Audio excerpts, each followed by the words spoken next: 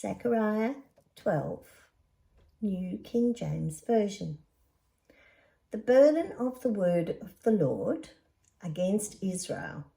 Thus says the Lord, who stretches out the heavens, lays the foundation of the earth, and forms the spirit of man within him. Behold, I will make Jerusalem a cup of drunkenness to all the surrounding people, when they lay siege against Judah and Jerusalem. And it shall happen in that day that I will make Jerusalem a very heavy stone for all the people, and all who would heave it away will surely be cut in pieces, though all nations of the earth are gathered against it. In that day, says the Lord, I will strike every horse with confusion, and its rider with madness. I will open my eyes on the house of Judah, and will strike every horse of the people with blindness. And the governors of Judah shall say in their heart, the inhabitants of Jerusalem are my strength, in the Lord of hosts their God. In that day I will make the governors of Judah like a fire pan in the woodpile, and like a fiery torch in the sheaves. They shall devour all the surrounding peoples on their right hand and on their left, but Jerusalem shall be inhabited again in her own place, Jerusalem.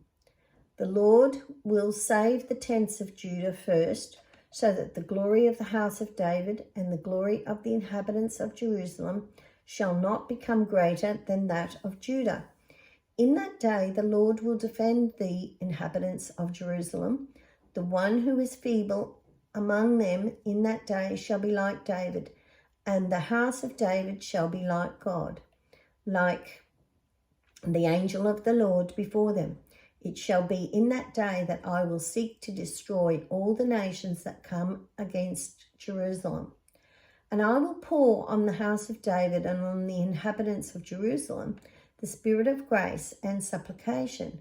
Then they will look on me whom they pierced.